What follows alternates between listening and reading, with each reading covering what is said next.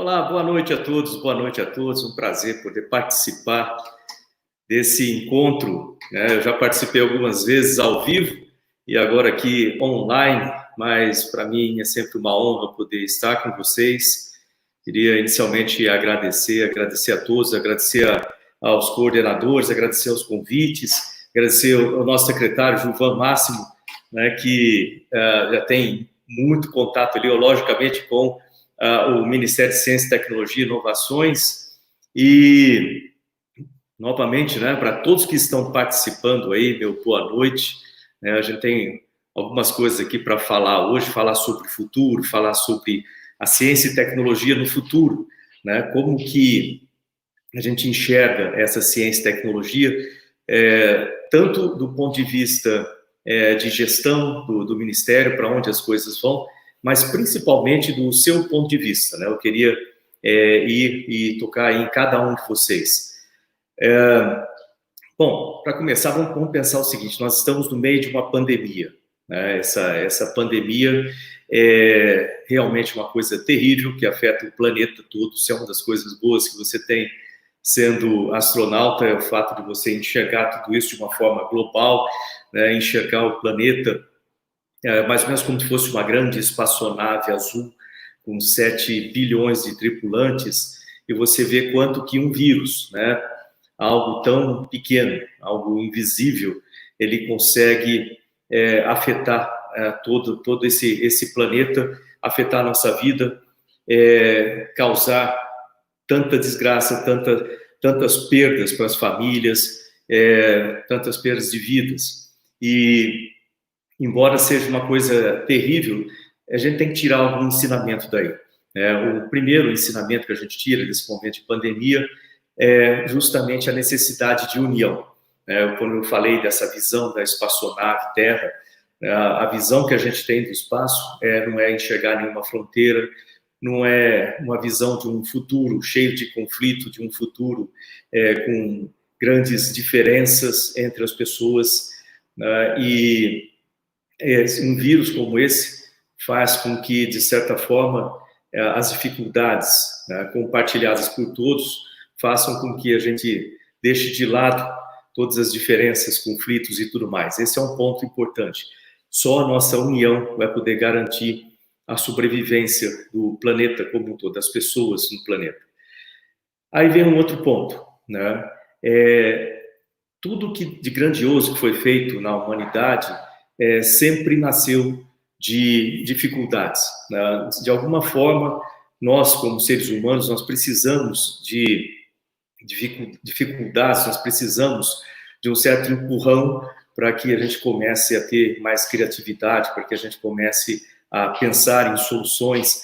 Então, para aqueles que estão nos assistindo, né, eu espero que muitos aí tenham o seu sonho de ter uma carreira de sucesso, ter uma empresa, por exemplo, uma startup, criar coisas novas para o planeta como um todo. Então, esses momentos de dificuldades também geram essas oportunidades. Então, vamos começar por aí. Como que as dificuldades, elas nos colocam, né, em dia, alinhados com o que é necessário para ter sucesso na vida. Então, de novo, eu espero que todo mundo aí tenha um sonho, né, e eu vou começar falando o seguinte, que o seu sonho é a coisa mais preciosa que você tem. Então, não deixe ninguém destruir o seu sonho. Não deixe ninguém destruir o seu sonho, não deixe que as dificuldades destruam o seu sonho, muito pelo contrário. Use as dificuldades ao seu favor. Então, eu vou começar contando a minha história lá dos tempos de Bauru, e depois a gente vai passar pelos dias de hoje, pelas dificuldades que nós temos com a pandemia, como está a ciência e tecnologia no Brasil, quais são perspectivas do Brasil e para o planeta como um todo, em termos de desenvolvimento de tecnologias, e eu gostaria que vocês se encaixassem, né, nesse futuro, como vai ser a ciência e tecnologia no futuro, para que vocês se encaixem lá dentro, né, e pensem na sua carreira, tenham essa visão lá do futuro, de como vocês vão ter o seu sucesso. Então, lá de Bauru, deixa eu começar lá de Bauru. Para quem não me conhece, meu nome é Marcos Pontes, eu sou astronauta, eu sou ministro de Ciência, Tecnologia e Inovação aqui no Brasil. Eu sei que tem gente nos assistindo em outros países também, então eu vou contar essa história para que vocês tenham ideia do quanto que é importante, né, a persistência, quanto é importante o sonho para que você realize os seus objetivos na vida. Então, eu sou de uma cidade aqui no Brasil chamada Bauru. Bauru fica no interior do estado de São Paulo, bem do centro geográfico do estado de São Paulo. E meu pai, seu Virgílio, ele era servente de serviços gerais. Muitas empresas, o pessoal chama também de faxineiro, aquele cara que limpa o chão, faz café, corta grama.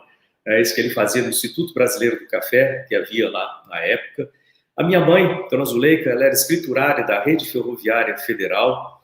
E somando o salário dos dois, a vida era apertada, bastante apertada. A gente morava na periferia, em Bauru. Hoje está bem melhor aquele lugar onde a gente morava, mas na época eu lembro que tinha o rio, né? A gente costuma chamar de Rio Bauru, o nome correto é Ribeirão das Flores. E ali vivia alagando. Minha casa era uma das casas que alagava. Hoje tem uma praça ali perto da minha casa. E hoje, naquela época, era o meu campinho de futebol. Eu era um daqueles garotos que corriam por lá jogando bola. Né? Isso na década, você imagina na década que o Brasil, né, 1970, o Brasil ganhou a Copa do Mundo no México. Então eu era daqueles meninos que corriam lá pensando, sonhando, né, em ser um Pelé, um Tostão e assim por diante, né? E não foi bem assim, a minha vida foi diferente. Mas eu tinha aquele sonho, eu gostava de jogar bola por ali, mas eu tinha um outro sonho também. Eu via a Esquadrilha da Fumaça, né?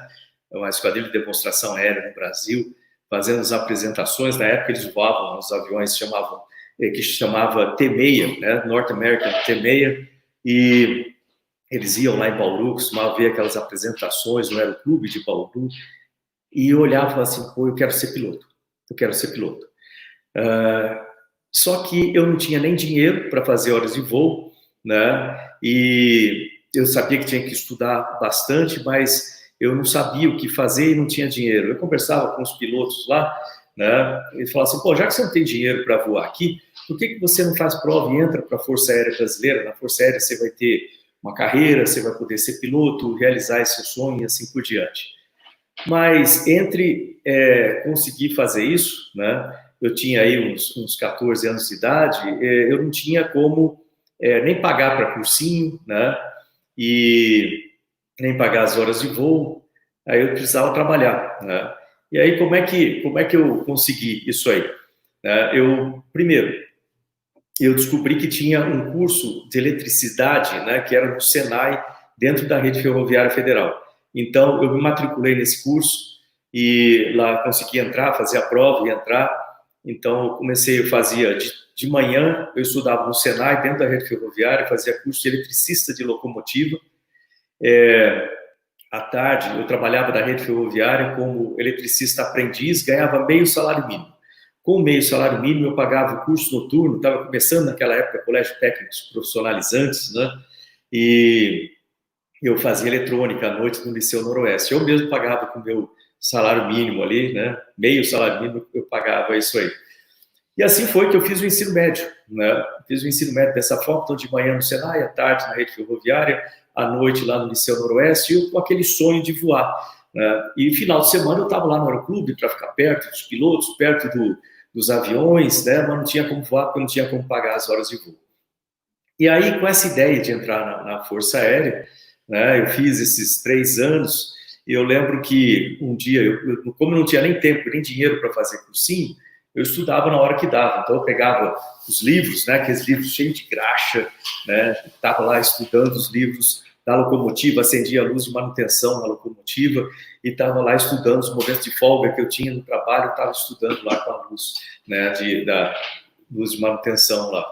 E eu lembro que um dia daqueles eu saí assim com o livro embaixo do braço da locomotiva e alguns dos meus amigos estavam ali fora. Aí eles olharam para mim e falaram assim, por que você está sempre com esses livros aí? Né? O que você está fazendo aí? Eu falei, não, eu estou estudando aqui física, matemática, e para quem gosta de física, matemática, aqueles livros do Ramalho, Ivan, Nicolau, Toledo, lembra? Fundamentos da Física. Estou estudando aqui física, matemática, português, etc., porque eu quero fazer a prova da academia, vou ser piloto. Aí eles olharam bem para mim e falaram assim, você vai ser piloto? Cai na real, rapaz, você foi para filho de rico, você nunca vai conseguir, você vai ficar frustrado, você vai ficar que nem a gente aqui a vida inteira trabalhando na oficina, né, cheio de graxa. Isso é coisa para filho de rico, cara. Você não vai conseguir, não. Olha, gente, o que mais tem quando você tem um sonho, você fala para as pessoas o seu sonho, é que eles vão dizer para você que é difícil, é impossível, que você nunca vai conseguir. Não dê ouvido para essas coisas. Lembre que primeiro você tem que realizar aqui dentro da sua cabeça, por isso que é importante você ter uma visão, por isso que eu comecei falando de visão, é importante você ter uma visão do que você quer ser no futuro, né? E acredite no seu sonho, naquela sua visão. Não deixe que as outras pessoas destruam o seu sonho. E também não destrua o sonho das outras pessoas, né? Que às vezes a gente tem essa tendência que é proteger a pessoa de, sei lá, de ter algum tipo de dissabor lá na frente e você quer proteger. Não é assim que protege. Você tem que incentivar as pessoas a realizarem seus sonhos, a serem o melhor que eles podem. Mesmo que isso signifique ter dificuldades, mesmo que signifique tentar mais de uma vez, errar, tentar, até conseguir. Tá? Mas eu lembro que eu cheguei em casa aquele dia, eu estava todo chateado lá, estava jantando uma canja de galinha, aí minha mãe, Dona Zuleika, chegou no trabalho, ela era italiana, brava, com aqueles olhos azuis, assim, aí ela olhou bem para mim e falou assim, o que foi? Não foi nada, fala logo o que foi. Aí quem tem mãe italiana sabe o que eu estou falando, como é que é isso. Aí eu falei, não foi nada, não, fala logo o que foi. Mas não, eu falei para os meus amigos lá na oficina que eu quero ser piloto, eles falam que é impossível, que é só para filho de rico. Acho que eles têm razão, pensa bem, eu não estou fazendo cursinho, como é que eu vou concorrer com as pessoas que estão fazendo cursinho lá para a prova da academia? Não vou ter chance. Ela, para, presta atenção. Aí ela olhou bem para mim com aqueles olhos azuis dela, assim, e falou assim, olha, eles têm a vida deles, eles fazem o que eles quiserem com a vida deles. Você tem a sua vida. E eu te digo mais, você pode ser tudo o que você quiser na vida, desde que você estude, trabalhe, persista e sempre faça mais do que esperam de você. Ela falou aquilo com tanta vontade, que até hoje eu lembro daqueles olhos azuis me falando isso, né? Até hoje eu lembro da voz dela me falando isso aí. Então, para os pais e mães que estão assistindo aí também, né, preste atenção no que você fala para os seus filhos, porque isso tem um significado gigantesco para a vida deles. O que você fala funciona como uma profecia para a vida deles. Bom, eu acreditei na Dona Zuleika, fiz lá a prova, né, da Academia da Força Aérea, passei em segundo lugar no país. Primeiro foi o de Lima, né, lá de Londrina, eu fui o segundo colocado, fui lá para a Academia da Força Aérea, e eu lembro que quando eu tinha na cabeça que eu ia chegar lá na academia, ia ter um instrutor muito bacana me esperando, para quem já conheceu a Academia da Força Aérea, fica em Pirassununga, lá tem o Portão Sul, que tem uma águia no ninho, assim, eu esperava que tivesse um instrutor me esperando por ali, ia falar assim, bem-vindo à Academia da Força Aérea, você estudou muito, você se esforçou, nós estamos muito felizes, né, e orgulhosos que você passou, né? Tá vendo aqueles aviões lá no fundo? Tem alguns brancos, alguns coloridos, você vai escolher um deles, a gente vai pintar da cor que você quiser e botar o seu nome nele, né? Você acha que foi assim? Lógico que não. Então, quem já foi ou é militar aí sabe muito bem como é que é quando você chega para uma vida militar, no começo ali, adaptação e tudo aquilo, muito diferente disso, né? E aí começam as outras dificuldades, né? Acontece o seguinte, quando você começa a trabalhar para realizar o seu sonho, é nesse momento que você vê que as coisas não funcionam exatamente da forma como você planejou. Nunca vão funcionar exatamente da forma que você planejou. Não fique chateado, porque é assim mesmo. Na vida é assim mesmo, tudo que você vai fazer na vida. Então, é aí onde entra a persistência, aí onde entra a sua resiliência, o elan, como dizem, né, na Força Aérea, que costumam falar muito isso. E eu lembro que de madrugada, às vezes tocava a corneta lá, você tinha que descer correndo, e aí a gente pegava, dividia em pelotões e saía correndo lá pelo meio do mato, né? Pirassununga tem perto do Rio Mogi ali. Lembro que um dia daqueles lá, uma noite daquelas lá, assim, eu estava no meio do mato, no meio de uma poça de lama, literalmente, assim, com a lama pelo peito, eu e meus companheiros ali, né, de pelotão, um olhando para a cara do outro, com aquela, né, pé da vida, aquela situação. E eu pensando assim comigo, pô, não foi isso, para isso que eu vim para cá. Eu vim para voar aqui, cadê o voo? Não tem voo nenhum. Cadê aquele instrutor bacana? Não tem isso aqui. Eu estou aqui no meio da lama. E cada vez que eu olhava para os meus companheiros ali no meio da lama, eu via que todos eles estavam da mesma forma que eu, chateado, né? E eu quase ia me deixando levar por aquele clima ruim, assim, quando de repente eu olhei para cima, né?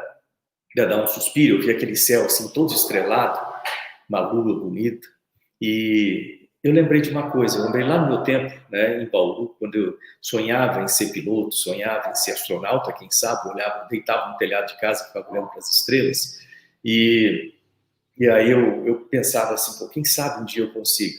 E naquele momento ali, no meio da lama, com todo mundo querendo me levar para baixo, quando eu olhei para aquelas estrelas, eu lembrei exatamente disso.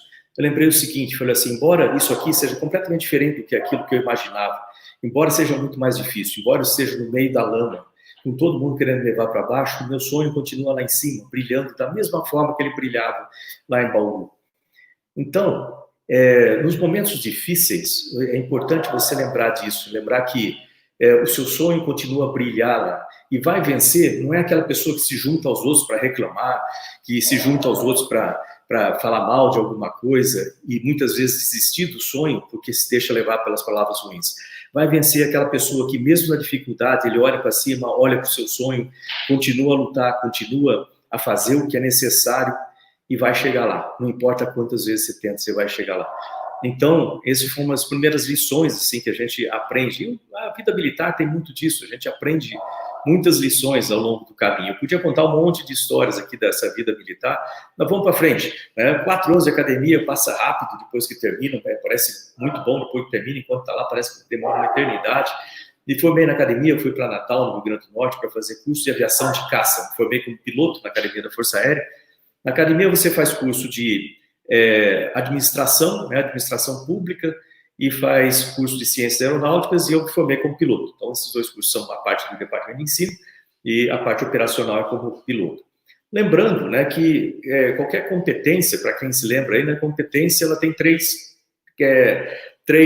eixos, né, 3 características. Primeiro, conhecimento, depois habilidade, depois atitude. Né? Então, se você quer fazer bem uma coisa, você quer ter competência para fazer as coisas, você precisa aprender muito sobre aquilo, ou seja, ter conhecimento, você precisa treinar como fazer aquilo. Não adianta você ter, por exemplo, você só estudar o manual de um avião, se você nunca subir num avião e realmente voar e treinar voar um avião, vai ser difícil você fazer alguma coisa. E precisa ter atitude, a atitude correta. E muitas vezes, aliás, a maioria das vezes, o mais difícil é a atitude correta. Então, fui lá para Natal para fazer curso de aviação de caça. Né? Eu me formei em Natal como ala de aviação de caça, aquele avião que voa aqui do lado, aqui, né? Ala de aviação de caça. De lá, eu fui transferido para Santa Maria, no Rio Grande do Sul, 3º e 10º grupo de aviação. Ali eu fui líder da aviação de caça, aquele cara que lidera 4 aviões. Eu passei a ser instrutor, líder, instrutor de liderança também. Então, desde lá que eu trabalho com liderança, né, ensinando pessoas e desenvolvendo características, competências de liderança, né, em grupos e pessoas. E aí lá era segurança de voo também, o cara que faz investigação, prevenção de acidentes. Ali a minha carreira, né, literalmente foi decolando na aviação de caça. Eu casei, meu filho Fábio nasceu lá.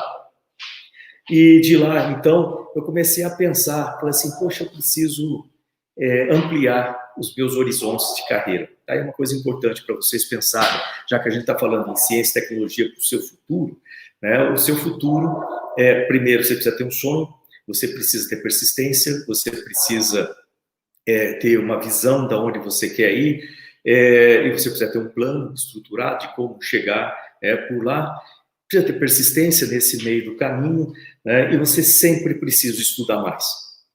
Aprendizagem contínua, isso é importante, senão você fica para trás. Quando a gente fala de tecnologia, quando a gente fala de ciência e tecnologia, isso evolui de uma forma exponencial. Se você ficar para trás, se você parar de estudar, se você sair da universidade e falar assim, pô, já estudei todos os livros que eu precisava estudar na vida, esquece, você não vai ter sucesso assim.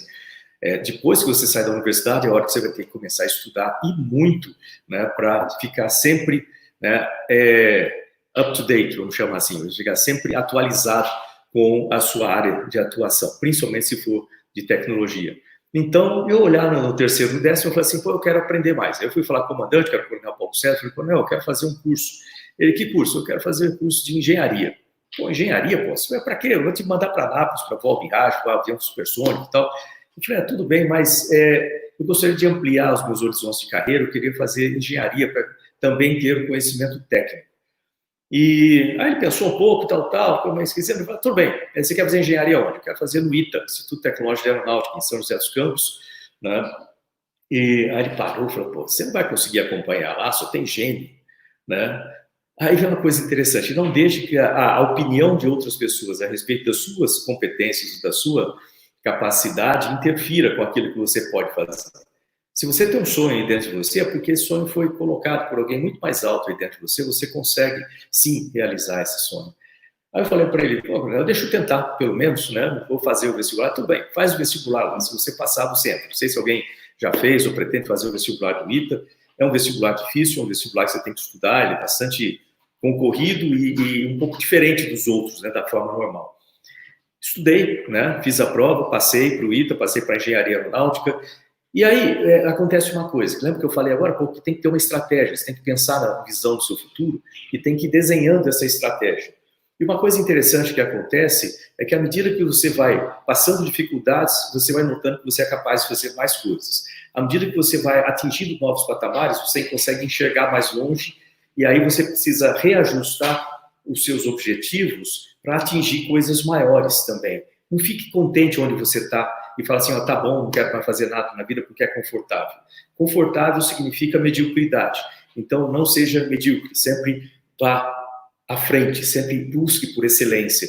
Então, o que eu notei quando eu estava lá na esquadrão de caça, pensa bem, eu já tinha realizado meu sonho de ser piloto, eu era piloto de caça, eu era líder de esquadrilha, instrutor da aviação de caça, ou seja, eu estava bem colocado na aviação de caça. Eu podia simplesmente parar por ali e continuar a aviação de caça e câmbio. Não, eu quis ver um tanto distante. Eu falei, não, eu quero fazer engenharia para ampliar meus horizontes. E mais, o que eu olhei, né, e que eu notei, foi o seguinte, você tem que o tempo todo estar varrendo o seu horizonte para achar onde que as minhas competências podem me colocar. Onde que eu quero chegar, que eu preciso de novas competências para chegar. Né? Onde que tem oportunidades que eu vou criar. Olha bem, não é aproveitar a oportunidade porque ela está ali. Não é assim. Você tem que criar oportunidades. Né? É igual ônibus. Se você ficar dentro de casa, você não vai pegar o ônibus, você tem que ir lá fora, na chuva, no frio, o que for, para pegar o ônibus lá. Então, oportunidade é a mesma coisa. Você tem que criar a situação para ter oportunidade. E eu notei o seguinte, que lá no CTA, onde fica o ITA, né? Hoje é DCTA, lá em São José dos Campos, lá tinha também a divisão de ensaios em voo. Hoje é o Instituto de Pesquisa em Ensaio em Voo. Antes era a divisão de ensaio em voo. Lá onde são feitos os testes dos aviões da Força Aérea. E lá tinha o piloto de testes num corpo e o engenheiro de testes no outro corpo. Não tinha nenhum que era piloto e engenheiro no mesmo corpo. Eu falei, pô, tá aí uma coisa interessante. Se eu for para lá, eu sou piloto de caça, eu posso ser piloto de testes, eu posso. Mas se eu fizer engenharia no ITA, eu posso ser piloto e engenheiro de testes. Eu posso juntar essas coisas num corpo só e com isso eu vou criar oportunidades. E foi isso que eu fiz. Então, fui para lá, fiz engenharia no ITA, depois fiz a prova para divisão de ensaios em voo, fiz lá o curso de ensaios em voo, e aí eu era piloto de testes, mas eu era engenheiro também. Então, eu era o único que era piloto e engenheiro. Naquela época não tinha nenhum, só tinha eu, né, que era piloto e engenheiro, né, formado no ITA. E hoje em dia tem vários, né? Eu abri um caminho. Isso é bacana também na vida, que você vai abrindo caminho para as pessoas seguirem aquilo lá. As pessoas vêm e falam, pô, bacana aquilo que esse cara fez, eu quero seguir isso também. Né? Aí eu fui para lá, para a divisão de ensaios em voo, então como eu era piloto e engenheiro, eu acabei voando uma série, praticamente todos os aviões que a gente tinha no Brasil, voei nos Estados Unidos também, nos Estados Unidos eu voei com a Força Aérea Americana, voei F-15, voei F-16, voei com a Marinha Americana, F-18, para quem gosta de aviões de caça. Esses aviões eram de topo, assim, da época, a gente está falando de 1994, mais ou menos, né? 93, 94, então eram aviões, assim, estavam no topo naquela época, lá na tecnologia. Aí depois fui para a Rússia, voei MiG-29 lá na Rússia, o Fulcrum. Aí voltei ao Brasil, a vida começou a ficar meio tranquila. Se a sua vida estiver tranquila, se você está se achando muito tranquilo, está errado. Sinal que você não está indo para frente. Ou pior, sinal que você está ficando para trás. Então a vida sempre tem que estar com coisas para fazer. Você sempre tem que estar com muita coisa para fazer. Né? Então, eu, naquela época lá, eu falei assim, bom, eu quero fazer algo a mais, né? Então, eu estava por ali, apareceu, né, uma possibilidade, né, de fazer um mestrado. Né? Eu comecei a fazer um mestrado lá no ITA, ela é professor Sandro, hoje ele é da área de matemática, na época ele era da aeronáutica. Eu falei, professor, eu quero fazer um mestrado. Ele, mestrado em quê? Eu falei, o que tem aí? Ele olhou, será que ele me deu uma lista assim, né? Aí eu li aquela lista toda, falei, pô, eu quero fazer isso aqui, né? Otimização de trajetórias orbitais, olha que nome bonito, né? Otimização de trajetórias orbitais. Pergunta quantos alunos tinham naquele mestrado. Eu, né? Para quem gosta de matemática, quem gosta de integrais, né? Otimização de trajetórias, aquelas integrais de Hamilton, né? Essas coisas assim, e eu fazendo mestrado aquilo lá. Ok, logo depois desse mestrado lá, dessa época, surgiu um outro mestrado para que eu fizesse nos Estados Unidos, né, em engenharia de sistemas, em Monterey, na Califórnia, na escola de pós-graduação da Marinha Americana. Então, fiz as provas e fui mandado para lá, então, em Monterey. Aí eu fiz o mestrado, tinha 2 anos e meio para fazer o mestrado, era muito tempo para fazer o mestrado, falei, pô, eu consigo acelerar, então dei o motor lá, consegui terminar em 1 ano e meio aproximadamente, e comecei a fazer o doutorado também na mesma área. Eu trabalhava com infravermelho, né, sistemas, sensores e navios com infravermelho, chama Infrared Search and Tracking Device, né? Isso. Aí comecei a desenvolver sistemas com lentes polarizadoras para reduzir background do mar, com mísseis entrantes e coisas assim. Aí comecei a trabalhar nessa área, com laser de potência também, e assim por diante. Bom, eu estava lá no doutorado quando o Brasil entrou no programa da Estação Espacial Internacional. O Brasil entrou através da NASA, e a NASA precisava de um astronauta do Brasil, ela veio ao Brasil, e eu não estava sabendo disso. O meu irmão viu esse negócio todo no jornal e mandou para mim um e-mail. Eu olhei aquele e-mail dele lá, né, dizendo que o Brasil ia abrir uma seleção pública para astronautas, e eu demorei um tempão para tomar uma decisão, acho que eu demorei uns 30 segundos, assim, aproximadamente. Aí preenchi a papelada toda e me inscrevi. Então, me inscrevi lá dos Estados Unidos, me inscrevi aqui no Brasil, a NASA veio ao Brasil, eu vim para o Brasil, participei da seleção e fui selecionado. Foi assim que eu passei a fazer parte da turma, a turma 17 de astronautas, ou a turma 1998, né? A turma 17, a primeira turma é aquela dos eleitos, lembra? Aquela turma 1, né? De 7 primeiros astronautas. Eu sou da turma 17. E 32 elementos da minha turma. Então, quando eu fui selecionado, aliás, foi interessante que eu fui selecionado aqui no Brasil, eu achava que eu ia chegar lá na NASA, estava tranquilo, já estava tudo selecionado, né? Não, cheguei lá, eu tive que fazer todas as provas de novo, né, junto com os astronautas selecionados nos Estados Unidos, ou que estavam em seleção nos Estados Unidos. Então, eu tomei um susto lá, mas ainda bem que eu fui selecionado lá também, e acabei entrando, então, para essa turma de astronautas. 32 elementos, 6 estrangeiros, vamos chamar assim, o restante americanos. Eu sou especialista em missão, 2 anos para me formar, né, o curso demora 2 anos, lá no Johnson Space Center, em Houston, no Texas. É como se fosse um curso de engenharia, coisa assim. Você se forma, você é astronauta, né? Como se fosse engenheiro, advogado, qualquer coisa, então você se forma astronauta. Aí me formei astronauta, eu estava esperando voar em 2001. Então, no dezembro de 2000, recebi meu brevet lá de astronauta. Charlie Precourt era o chefe dos astronautas, ele entregou, falou assim, pô, parabéns, agora você é oficialmente aí o primeiro astronauta brasileiro, né? Primeiro astronauta brasileiro, pô, bacana, tal. Ele, aliás, ele deu um passo assim, voltou, falou, você sabia que a gente estava conversando ali, você é o primeiro astronauta profissional do hemisfério sul do planeta Terra? Eu falei, não sabia, não, bem mesmo, porque eu acho que eu não sou, porque tem o Carlos Noriega, que é lá, acho que é do Peru, tem o Frank Caldeiro, da Argentina, tem o Andy, da Austrália. Ele falou, não, esses astronautas, eles vieram para os Estados Unidos, se tornaram cidadãos americanos, eles voam com a bandeira americana, eles só obedecem aos Estados Unidos da América. Você é o único que voa com a bandeira do seu país e obedece ao seu país. Então, você é o único astronauta profissional, né, efetivamente, de um país do hemisfério sul da Terra. Pô, bacana. E aí, quando é que eu vou voar? Ele falou, isso eu não sei. Eu achava que eu ia voar em 2001, não aconteceu. 2002, não. 2003, aliás, o Brasil foi quase saiu do programa em 2002. Em 2003, a gente teve um acidente da Colômbia, perdi 7 amigos, 0 chance de voar. A impressão que eu tinha é que eu nunca ia voar. 2004, nada. 2005, recebi uma ligação, falou, Marcos, você vai voar ano que vem. Mas como não tem voo aqui nos Estados Unidos, estão parados, estacionados? Não, você vai voar com a Rússia. Naquela época não era comum. Hoje em dia, todos os astronautas americanos voam com a Rússia, mas naquela época não era comum, tinha ainda. Eu fui um dos primeiros a ir para a Rússia, né, para Star City, para começar o treinamento lá.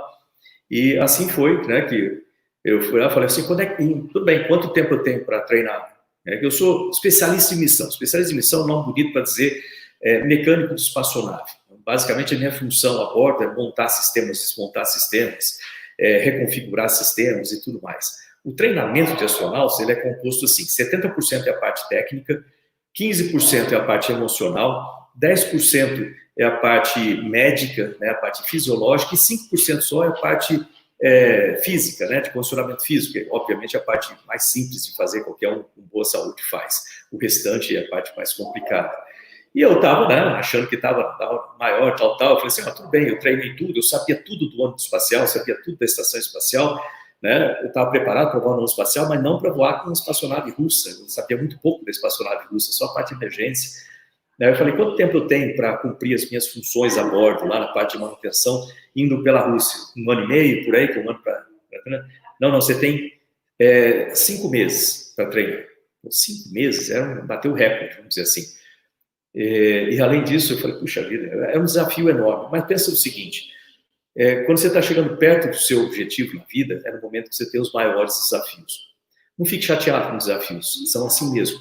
Então, eu lembro que fiquei meio assustado, né? Eu falei assim, pô, tudo bem, eu vou conseguir.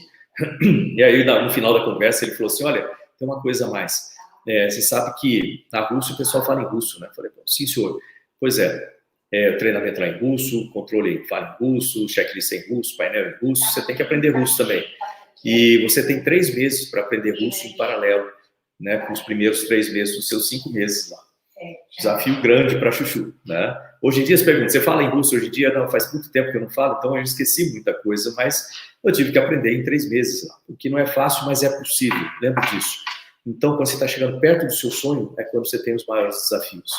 E nessa época, uma coisa que eu não gosto de falar muito, mas é importante para falar para você, já que a gente está falando de atitude aqui e da atitude correta para vencer desafios, para você conseguir ter sucesso na sua vida. Eu lembro que nessa época, meu filho Fábio, aquele que nasceu lá em Santa Maria, né, eu tenho 2 filhos, o Fábio que nasceu em Santa Maria e a Ana Carolina que nasceu lá em São José dos Campos. O Fábio, nessa época, ele foi diagnosticado com câncer no sistema linfático, né, chama de linfoma. Então, para quem é pai, quem é mãe, aí sabe quanto difícil é isso. Você vê um diagnóstico desse, parece que a vida acaba, parece que as pessoas se afastam de você, parece que as coisas não fazem muito sentido. E tinha que fazer sentido. Eu tinha que levantar, eu tinha que continuar a caminhar. Eu lembro que ele mesmo me falou assim, pai, tem 200 milhões de pessoas esperando que você cumpra direito essa missão e eu sou um deles, né? Então, a vida é assim, é difícil, mas você tem que fazer aquilo. Então, para quem quiser uma boa definição de sucesso, eu vou dar essa definição, que é do Brian Tracy, que é um autor americano, que ele costuma falar o seguinte, sucesso é aquilo que você obtém depois que você levanta pela última vez. Porque para chegar lá, você vai ter que cair um monte de vezes. E é assim mesmo que é a vida. Bom, fui lá para a Rússia, né, para Zvyozdny Garotok, uma cidadezinha estrelada, Star City, né? Fui para lá, fiz os 5 meses de treinamento, né? E depois fomos transferidos para o Cazaquistão, para o lançamento. E no dia 29 de março de 2006, eu estava sentado num foguete com 200 toneladas de combustível embaixo, aguardando para o lançamento. As pessoas perguntam assim, dá medo? Lógico que dá, você não é louco, você sabe o risco que você corre? Claro que dá medo. Mas você tem que vencer o medo. Você tem que fazer aquilo que você foi feito para fazer. Você tem que vencer o medo. Então, eu queria deixar com vocês o seguinte, essa ideia do medo, que é outra coisa, que quando você pensa no seu futuro, a gente sempre fica preocupado, né, com as coisas, você tem medo. Será que eu vou conseguir? Será que eu não vou conseguir? Será que vai ter risco? Será que não vai ter risco? Será que eu vou falhar? Olha, para quem não sabe, eu sou coach também, trabalho com pessoas, né? Agora não, porque eu estou aqui no ministério, mas faz parte do meu treinamento também ajudar as pessoas a terem sucesso.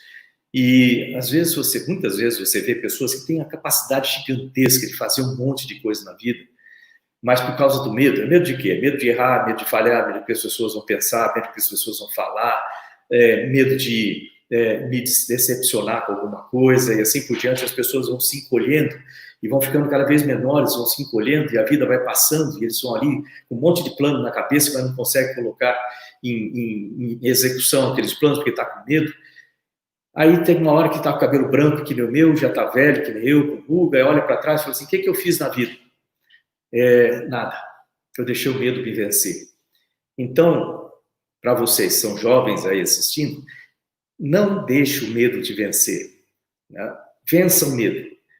Sabe qual a diferença que existe entre as pessoas que vão e realizam grandes coisas na vida, daquelas pessoas que ficam o tempo todo encolhidas lá e vivendo no mundo de um dia, na ilha de um dia eu vou fazer, um dia vai dar certo e coisa assim? Sabe qual a diferença entre essas duas pessoas? Chama coragem.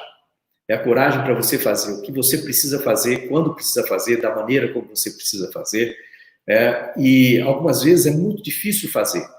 No dia a dia, é muito difícil você ter disciplina para fazer as coisas que você precisa fazer. Você precisa ter coragem para vencer a inércia, vencer a vontade de não fazer, vencer o amigo que fica te chamando, pô, vamos tomar um chopp lá, em vez de estudar para fazer um vestibular, fazer alguma coisa. Né? Você precisa ter coragem para ter disciplina, você precisa ter coragem para vencer suas crenças lá atrás, aquelas coisas que foram colocadas na sua cabeça porque as pessoas achavam que você não ia ser capaz, aquelas coisas que você mesmo colocou na sua cabeça porque você viu outras pessoas não terem sucesso em alguma coisa, você fica com medo de se arriscar. Você precisa ter coragem para vencer tudo isso. Eu lembro que eu estava sentado naquele foguete, né? E aí, 6 segundos da decolagem, os motores acendem, começa a vibrar, aquele foguete vibra pra caramba. Quando abrem os garfos, ele começa a decolar, para a vibração e basicamente começa a aceleração, você começa a ficar grudado na cadeira.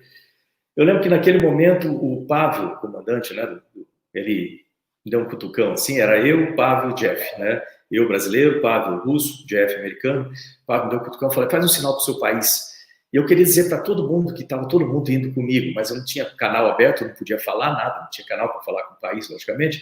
Então eu só podia fazer um gesto. O único gesto que eu pensei foi apontar para a bandeira do Brasil, que estava no meu braço esquerdo assim, e falar na minha cabeça, estamos todos indo juntos para cima. Aí quando eu fui apontar com um dedo só, um só não dá noção de juntos, foi por isso que eu apontei com 2 dedos, dá mais noção de juntos, não sei nem se alguém notou isso, estamos todos indo juntos para cima. Né? E aquele foi um momento e tanto, sabe? Não sei nem se tem uma foto que diz, mas aquele foi um momento e tanto de falar assim, olha, nós estamos decolando, nós estamos indo juntos. E eu fico pensando nas coisas que o Brasil passa, né? Nós temos dificuldades no país, todo mundo tem dificuldade, todo país tem dificuldade, pelo menos esse é o nosso país. Né? Você está vendo essa bandeira aí atrás? Essa é a nossa bandeira. Nós temos uma bandeira só, de todos nós. Não importa que ideologia você seja, não importa de que estado você seja, não importa qual religião que você tem, não importa a raça, não importa nada disso. O que importa é que nós somos um país só, nós precisamos de união, nós precisamos juntos decolar. Né? É importante esse sentido, né, de juntos. Às vezes o pessoal fala assim, pô, mas tem tanta gente ruim, tem gente assim... Tem. Esse é o nosso país. A gente vai conseguir vencer, né? Juntos nós vamos conseguir vencer. Mas depende de cada um de nós, depende de cada um. Carregar uma bandeira não é uma coisa fácil, é uma coisa pesada, né? Tá aqui, ó, aqui dá para ver a bandeira que eu tava falando no braço, né? Carregar uma bandeira dessa não é uma coisa fácil. Eu tenho feito isso já há muito tempo, servindo o país, desde lá como piloto de caça, né? Depois piloto de testes, depois como astronauta, agora como ministro, dentro e fora do país, eu represento o país que eu estou lá fora, e isso não é fácil, mas é o que você tem que fazer. E você tem que achar a sua profissão, você tem que achar aquilo que você gosta para fazer. 9 minutos leva para você sair do chão e chegar no espaço. 9 minutos só. Você sai de zero, chega a 25 mil quilômetros por hora em 9 minutos, mais ou menos 200 quilômetros de altitude, e de repente você está no espaço. Né? Corte no motor, eu soltei as luvas, começaram a flutuar aqui na minha frente. Aquele foi o momento, né? O momento de eu olhar para a Terra, né? E você olha aquela Terra azul, assim, magnífica lá, tem que ter na capa essa Terra azul aqui, né? Magnífica ali. E eu lembro que naquele momento ali, eu soltei os cintos um pouquinho, tinha um monte de procedimento para fazer, mas eu tinha que olhar ali fora, por aquela janelinha que tinha do meu lado, assim, eu soltei o cinto, dei uma olhada, vi aquela terra azul. As pessoas me perguntam, o que você pensou naquele momento que você olhou para a terra, no espaço? A primeira coisa que eu lembrei, sabe o que foi? Foi lá de trás, né, da Dona Zuleika, lá atrás, quando o pessoal falou para mim assim, você ser piloto, cai na real, rapaz, você foi para filho de rico, você nunca vai conseguir, você vai ficar frustrado. Lembra disso? Né? E ela virou para mim e falou assim, com aquele olho azul, da cor da terra, e falou assim, olha, você pode ser tudo o que você quiser na vida, desde que você estude, trabalhe, persista e sempre faça mais do que esperam de você. Exatamente isso, e ela estava certa. Né? Então, naquele momento, vendo essa terra azul, foi exatamente da Dona Zuleika que eu lembrei. Infelizmente, ela não pôde ver isso com os olhos azuis dela, que ela faleceu em 2002, o voo aconteceu em 2006. Eu tenho certeza que de algum lugar ela pôde sentir ou ver aquilo. E para mim foi muito importante compartilhar com ela aquele momento, porque na vida você sofre tanto para realizar os seus planos, para chegar lá e ter sucesso, que quando você chega, é bom você lembrar daquelas pessoas que te ajudaram, que geralmente a gente lembra muito das coisas que aconteceram de errado, das pessoas que tentaram nos prejudicar, e é importante você lembrar das pessoas que tentaram te ajudar. Pode ser um pai, uma mãe, um irmão, uma irmã, um parente, amigos, aliás, professores, que são a profissão mais importante que existe, né? É importante a gente sempre lembrar disso. Pode ser um professor, uma professora, é importante a gente lembrar dessas coisas. Hoje eu estou aqui como ministro de Ciência e Tecnologia, né? Já são muitos anos, desde 2006, são 14 anos desde daquela data. A minha vida evoluiu bastante de lá para cá, né? Tem muita coisa que foi feita aqui no Brasil, fora do Brasil. Fiquei na NASA até 2018, foram 20 anos lá dentro, trabalhando no Johnson e no Kennedy Space Center, e hoje eu tenho essa responsabilidade com o Ministério de Ciência, Tecnologia e Inovações. Como é que aconteceu isso? Em 2018, o presidente Bolsonaro, nós conversamos em março, e ele me convidou para esse cargo de ministro. Eu lembro que eu fiquei numa sinuca de bico, primeiro porque eu falei, primeiro a gente tinha falado em ser candidato a deputado, candidato a senador, isso eu não queria ser, não estava muito no meu... Eu falei assim, mas eu gosto de ciência e tecnologia. Ele falou assim, bom, então, se eu for eleito, você vai ser o ministro de ciência e tecnologia. E foi interessante, ele saiu ali do gabinete dele, e tinha um monte de gente lá fora, e falou assim, vocês conhecem quem é o ministro de ciência e tecnologia? Eu falei, não conheço. Vocês conhecem esse cara aqui? Conhecemos, tal, que ele é astronauta. Vocês acham que ele pode ser ministro de ciência e tecnologia? Pode. Então, pode ser. É o ministro aí. Está na internet, se procurar aí, vocês vão ver esse vídeo. Mas, a partir de lá, eu fiquei numa situação seguinte. Eu estava com a minha vida já ajustada, vamos dizer assim, nos Estados Unidos, trabalhando em coisas que eu gosto, logicamente.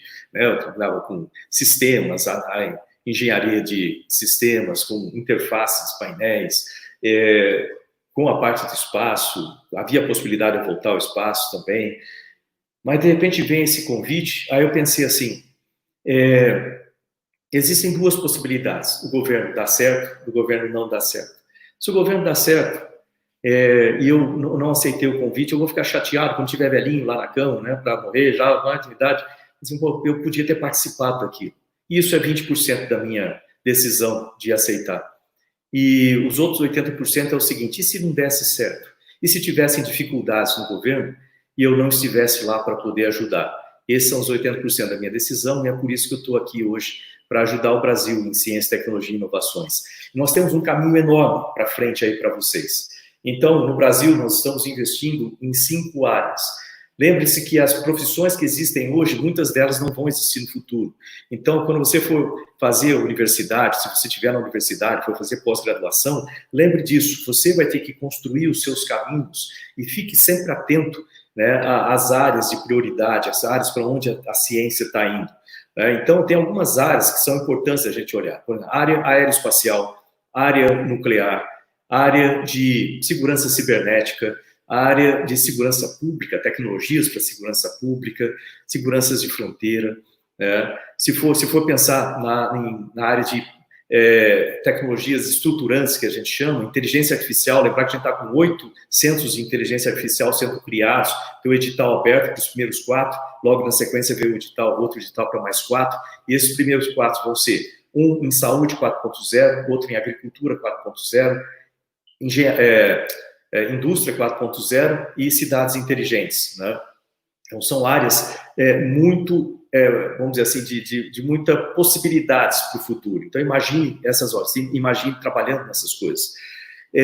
Outras áreas, energias renováveis, tratamento de resíduos sólidos, área de desenvolvimento sustentável, por exemplo, tratamento de poluição, meio ambiente, né, tecnologias para o meio ambiente, áreas de qualidade de vida para as pessoas, né? Então, saneamento básico, a gente tem que resolver muita coisa no Brasil sobre isso, tecnologias para a saúde, tecnologias assistivas para pessoas com necessidades especiais, resolver grandes problemas como segurança hídrica, né? A parte do agronegócio também, a área de comunicações, uma área muito interessante, infraestrutura.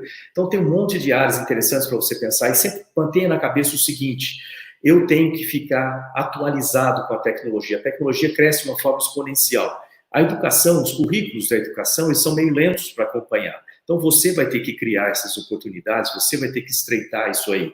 Para as empresas, né, eu tenho trabalhado junto com muitas empresas, isso é parte de você desenvolver inovações, você tem uma produção científica muito boa, para desenvolver inovações a gente precisa da participação no setor privado, e entre as participações é o treinamento profissional.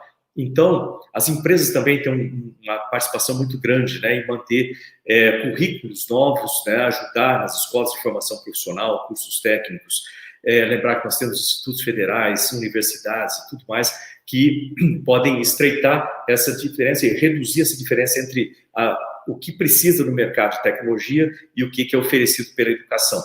E a sua participação é importante também. Não fique acomodado. Corra atrás, pense na sua empresa.